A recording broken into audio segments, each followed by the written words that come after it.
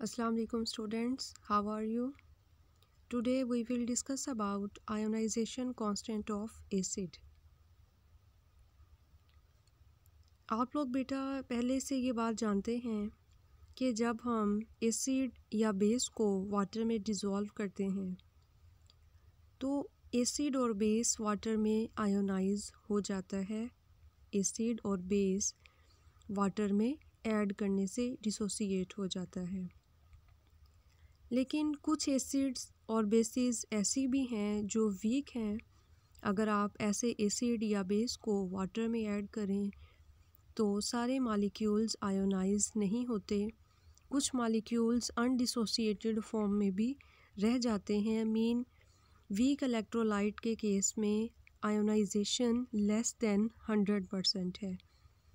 अब कोई acid complete water में डिज़ोल्व हो रहा है या नहीं, इस चीज़ को क्वांटिटेटिवली मेजर करने के लिए हम उस एसिड का Ka फाइंड आउट करते हैं। आयोनाइजेशन कांस्टेंट ऑफ एसिड, जिसे हम Ka भी कहते हैं, ये उस एसिड की स्ट्रेंथ के बारे में क्वांटिटेटिव इंफॉर्मेशन प्रोवाइड करता है। सपोज़ हमारे पास एक एसिड है Ha।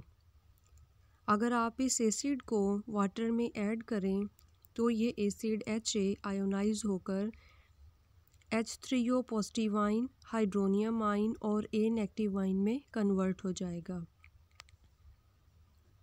अगर आप इस रिएक्शन के लिए Kc एक्सप्रेशन राइट करें तो Kc इक्वल है product concentration over reactant concentration. Given case में हमारे पास प्रोडक्ट हाइड्रोनियम आइन और A नेगेटिव आइन है और एसिड और वाटर रिएक्टेंट हैं, इसलिए हमारे पास Kc एक्सप्रेशन बन जाएगा Kc is equal to hydronium ion concentration A negative ion concentration over Ha concentration into water concentration.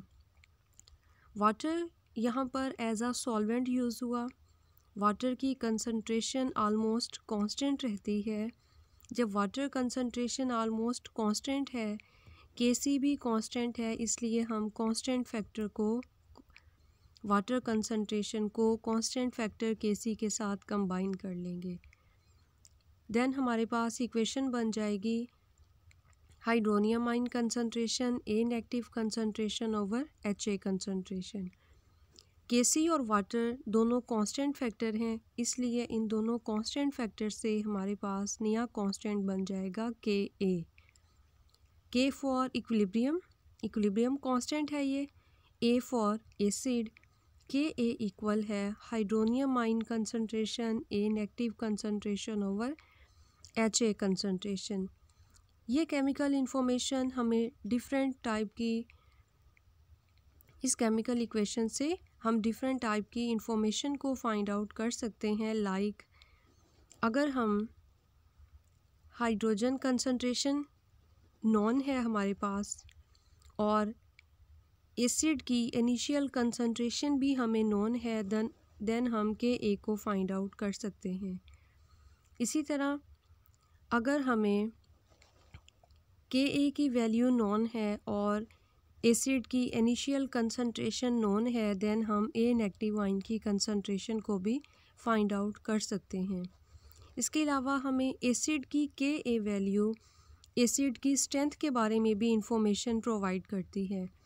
अगर किसी एसिड के लिए Ka की वैल्यू लेस देन 10⁻³ है, इट्स मीन वो एसिड वीक है। 1 to 10⁻³ है तो वो एसिड स्ट्रॉन्ग है। और अगर Ka की वैल्यू ग्रेटर देन 1 है तो उस केस में एसिड स्ट्रॉन्ग होगा। क्लियर? इसके अलावा हम परसेंटेज आयोनाइजेशन को भी फाइंड आउट कर सकते हैं अगर हमें एसिड की डिसोसिएशन का पता चल जाए। एसिड वाटर में कितना डिसोसिएट होगा, उस डिसोसिएशन वैल्यू से हम परसेंटेज आयोनाइजेशन को भी इजीली फाइंड आउट कर सकते हैं। Percentage ionization is equal to amount of acid ionized over amount of acid initially available into 100। Water में हमने एसिड की कितनी अमाउंट ऐड की, और उसकी एडिशन के बाद कितनी अमाउंट में एसिड ऐड डिसोसिएट हुआ, अगर आप इस डेटा को प्लेस करके 100 से मल्टीप्लाई करें तो हमारे पास परसेंटेज आयोनाइजेशन आ जाएगी। किसी भी एसिड की परसेंटेज आयोनाइजेशन उसकी डाइल्यूशन पर भी डिपेंड करती है। जितना आप सॉल्यूशन डाइल्यूट रखेंगे मैक्सिमम मॉलिक्यूल्स डिसोसिएट हो जाएंगे। जब डिसोसिएशन ज़्यादा होगी तो परसेंटेज आयोनाइजेशन की वैल्यू भी इंक्रीज़ होगी। फॉर एग्ज़ाम्पल हमारे पास एसिटिक एसिड, अगर आप इसकी कंसंट्रेशन 0.1 मोल लेंगे और 0.1 मोल एसिटिक एसिड 1000 सेंटीमीटर, इस कंसंट्रेशन से हमने 1000 सेंटीमीटर क्यूब सॉल्यूशन फॉर्म कर लिया है एसिटिक एसिड का। देन 1.33 मॉलिक्यूल्स डिसोसिएट होंगे आउट ऑफ 100। अगर हम 100 मॉलिक्यूल्स कंसीडर करें तो 100 में से जस्ट 1.33 मॉलिक्यूल्स डिसोसिएट होंगे अगर आपके पास एसिटिक एसिड की कंसंट्रेशन 0.1 मोल है। और अगर आप एसिटिक एसिड की कंसंट्रेशन फर्दर डिक्रीज़ कर दें, सॉल्यूशन को डाइल्यूट कर दें, अब कंसंट्रेशन अगर आपके पास 0.001 मोल है और इस मोल्स को आपने again 1000 centimetre cube solution form किया, इससे सॉल्यूशन अब क्योंकि डाइल्यूट है इसलिए डिसोसिएशन इंक्रीज़ हो जाएगी और अब परसेंटेज आयोनाइजेशन 12.6 मॉलिक्यूल्स बन जाएगी। मीन अब 100 में से 12.6 मॉलिक्यूल्स डिसोसिएट हो जाएंगे अगर कंसंट्रेशन 0.001 मोल है। सॉल्यूशन क्योंकि डाइल्यूट हो गया इसलिए डिसोसिएशन में भी इंक्रीज़ आ गई। लाइक आप इस टेबल से देख सकते हैं कि जैसे जैसे हम सॉल्यूशन को डाइल्यूट करते जा रहे हैं परसेंटेज आयोनाइजेशन में भी इंक्रीज़ आ रही है। के की वैल्यू सेम रहती है हर डाइल्यूशन पर जब तक आप टेम्परेचर को चेंज ना करें। के की वैल्यू टेम्परेचर डिपेंडेंट है। अगर आप टेम्परेचर को चेंज ना करें तो के की वैल्यू भी आलमोस्ट कांस्टेंट रहती है। ये वैल्यू डाइल्यूशन से अफेक्ट नहीं होगी। लाइक यहाँ पे आप टेबल में देख रहे हैं के की वैल्यू आलमोस्ट कांस्टेंट है लेकिन सॉल्यूशन की कंसंट्रेशन में ग्रेजुअल चेंज आ रही है। सॉल्यूशन को आप डाइल्यूट भी कर रहे हैं लेकिन के की वैल्यू आलमोस्ट कांस्टेंट रहती है। इट्स मीन के की वैल्यू डाइल्यूशन से अफेक्ट नहीं होगी बल्कि ये वैल्यू टेम्परेचर डिपेंडेंट है। अगर आप टेम्परेचर को चेंज करेंगे दैन उस केस में के की वैल्यू में चेंज आती है।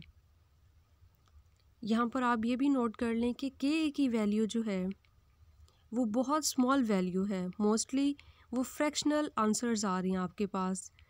1.79 10⁻⁻5 आपके पास के की वैल्यू है in case of acetic acid. Small answers है। स्मॉल आंसर्स को कैलकुलेशंस में यूज़ करना हमारे लिए कन्वीनियंट नहीं होता क्योंकि एक्सपोनेंट्स हैं।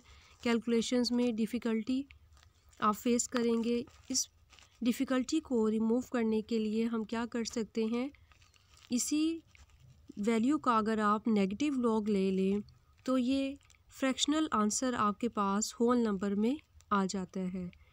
नेगेटिव लॉग ऑफ के को हम पी के ए कहते हैं और ये नेगेटिव लॉग हमने लिया क्यों है, ताकि हमारे पास जो एक्सपोनेंशियल फॉर्म में वैल्यूज़ आ रही हैं वो होल नंबर में कन्वर्ट हो जाएं, उनसे इजीली कैलकुलेशंस को आप परफॉर्म कर सकें। के और पी के ए का आपस में इन्वर्स रिलेशन है। अगर किसी एसिड के लिए के की वैल्यू लार्ज होगी तो उसका पी के ए कम होगा और अगर के कम है उस केस में पी के की वैल्यू लार्ज होगी। इसके अलावा पी के ए डिफरेंस से हमें एसिड की स्ट्रेंथ के बारे में भी इंफॉर्मेशन मिलती हैं। अगर दो एसिड्स की पी के दरमियान का डिफरेंस 1 है, इसका मतलब है वो एसिड जिसकी पी के कम है वो दूसरे एसिड से 10 टाइम्स स्ट्रोंगर है। जिसकी पी के कम है वो स्ट्रोंग है और कितना स्ट्रोंग होगा, 10 टाइम्स। और अगर ये डिफरेंस 2 है, इट्स मीन स्मॉलर pKa वाला 100 टाइम्स स्ट्रॉन्गर है दूसरे से, और अगर 3 डिफरेंस होगा तो वो 1000 टाइम्स ग्रेटर होगा। आपने इसको अच्छे से याद कर लेना है। आई होप आपको समझ आ गई है। Thank you. अल्लाह हाफिज़।